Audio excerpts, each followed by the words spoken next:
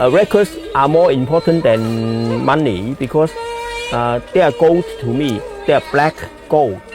My gold is not like other people's gold because other people's gold, the yellow gold, they won't sing for them, they won't entertain them. But my black gold entertains me.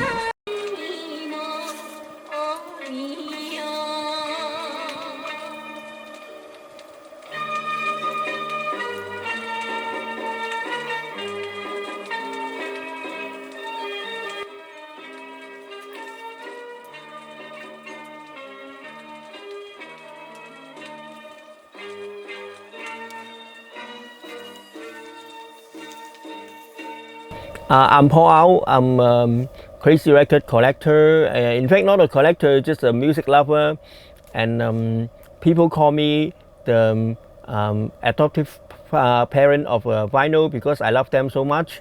I just want them to preserve them and to let them live on because I just consider them every record a human being because even the artist is gone, he's still living in the records. I want to preserve the not used up the records so to hand on to the lovers, to other lovers. The culture of Kyoto, the music or the languages or maybe the sound of the birds, flowers. In Japan, in the 60s, they had pictured this already. Okay, let's put it on. Yeah.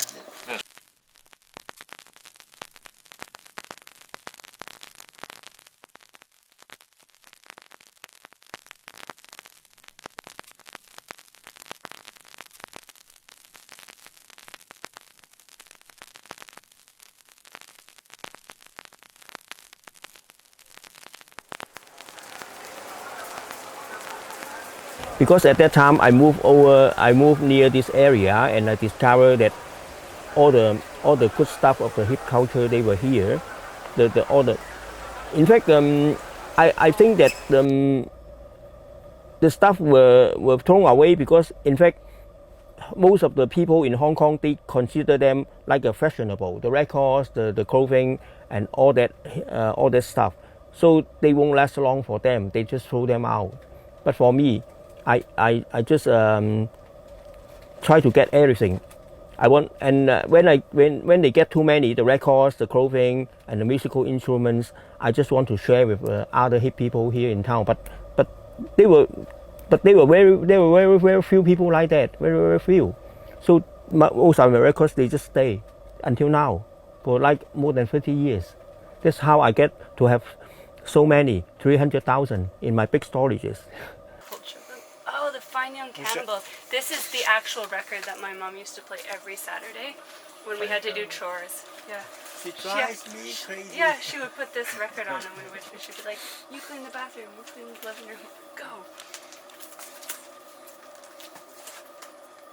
I have to buy it for her if I'm allowed. In my opinion, what's good must be good.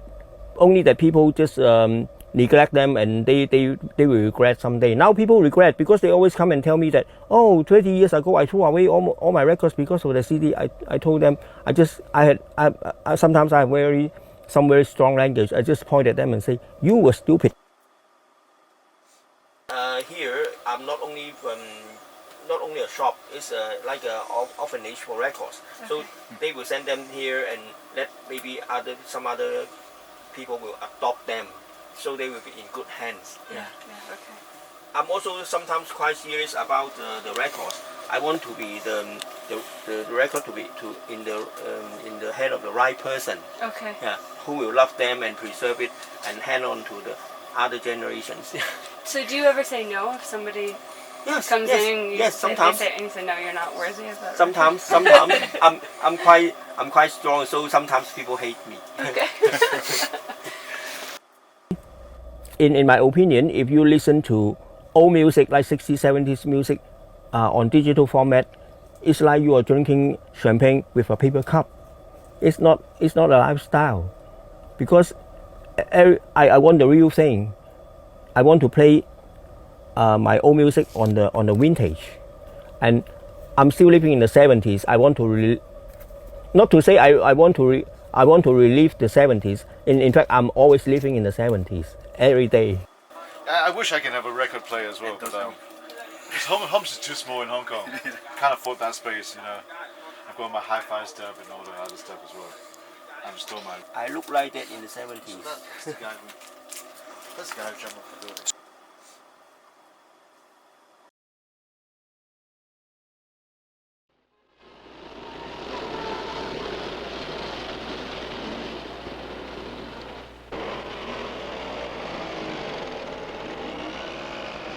I was born in the late 50s in Saigon, Vietnam, and baby boomers, the French had just left.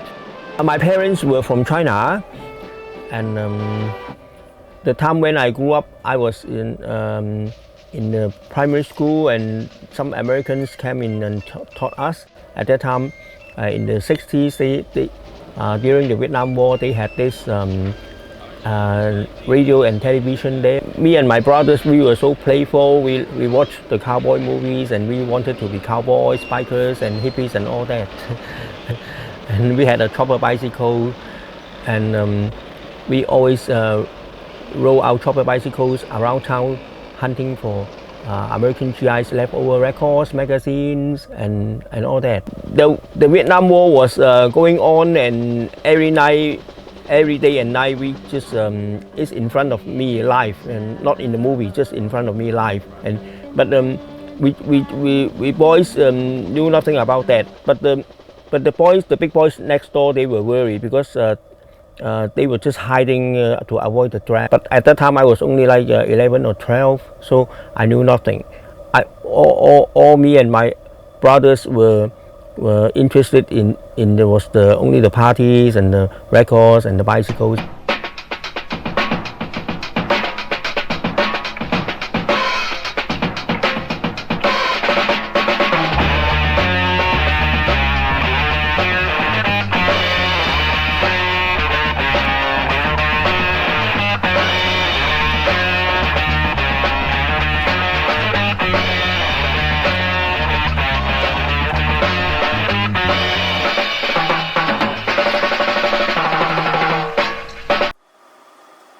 At that time, because it was the Vietnam War, so there was many Vietnamese hippies, you know, the long hair Vietnamese hippies cover band out there in the city in Saigon, and they cover the music of that time, the hippies music, a lot.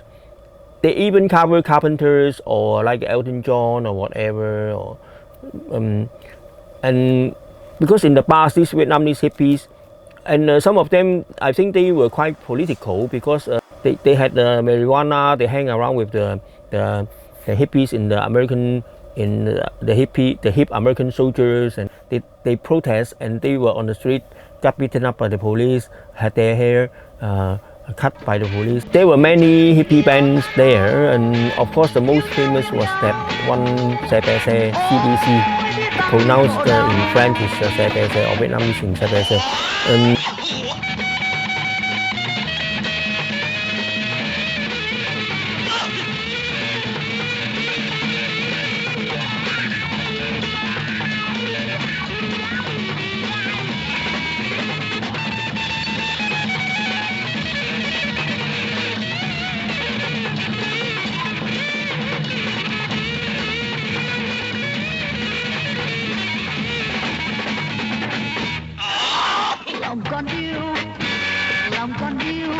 They were always covering Grand Funk Radio songs, and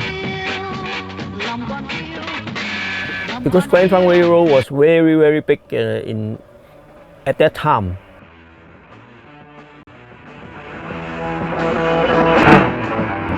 They had a very strong anti-war song called "People Let's Stop the War," and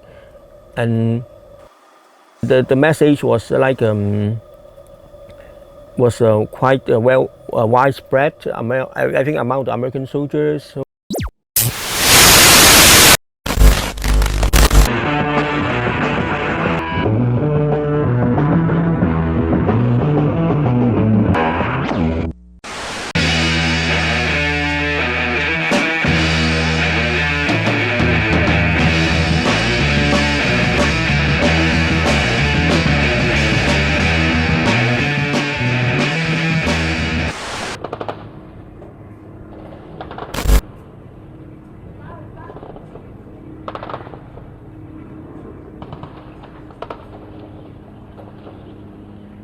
It was in the early 70s when I reached 15 or 16. I started to worry because my parents, they pushed too much. They just always warned me that if I did not study hard and I would be drafted to the war. If I could get a degree or whatever, then I could maybe work in some office, but not in the military. So finally, that's why I was smuggled out of Saigon. It was in the early 75 at evening, like 8 p.m. or something like that. Then the farmers, they just sent us walking through the rice fields and to some sampans that carry maybe 10 people, and transfer us to the deeper water, to some fishing junks. Then from the fishing junks, about maybe half an hour, we arrived to a big cargo ship, to the storage, and we were sleeping on big sacks of rice. And the next morning, I found out that altogether there were about 250 Vietnamese Chinese on board the cargo ship. Yeah.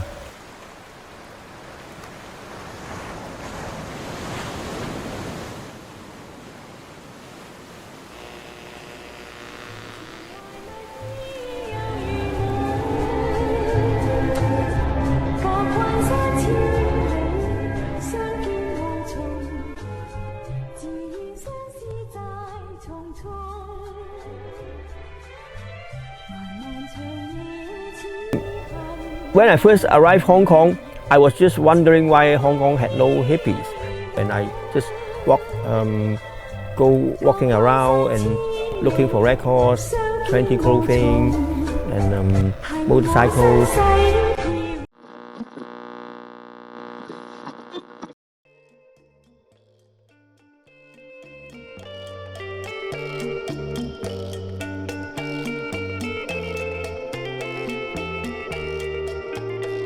I think in Hong Kong, most of the people, they just live to the system that made them slaves of money. So they care nothing about politics or hip culture or whatever, you know, because Hong Kong was a money city and still a money city.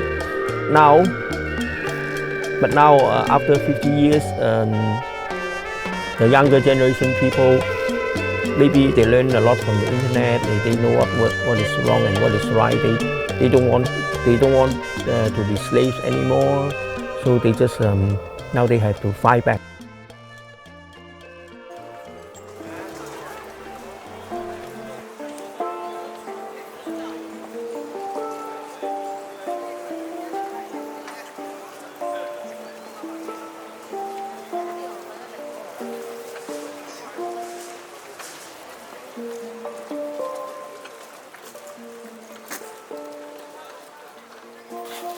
I was so influenced by the hippie culture that that 10 years ago I really went to the site to take a look.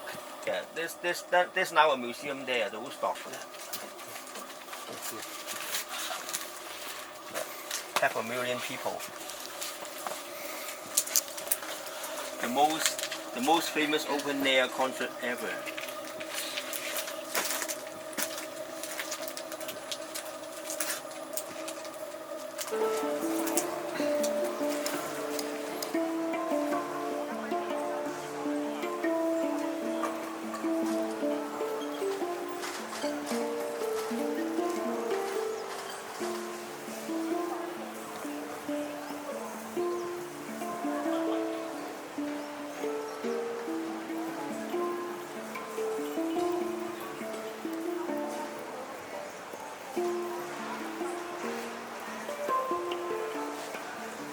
I think the real hippies, they should follow Jesus, yeah, because he's the ultimate hippie.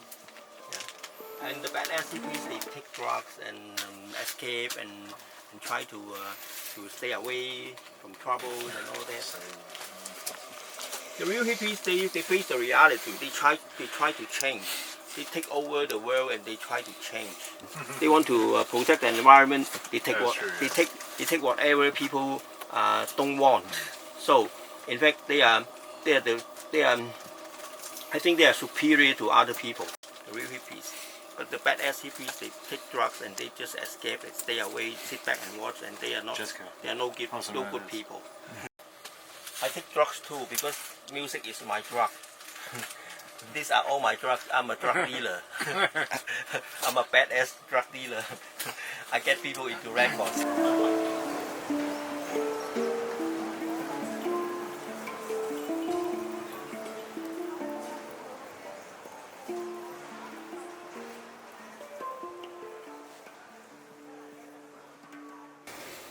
I think I'm gonna be here for quite long. Yeah, I'm gonna still be here. I won't give up. You know, and I get hell too. I always get hell. Hell is for heroes. You know that. I'm a vinyl hero, so I get hell.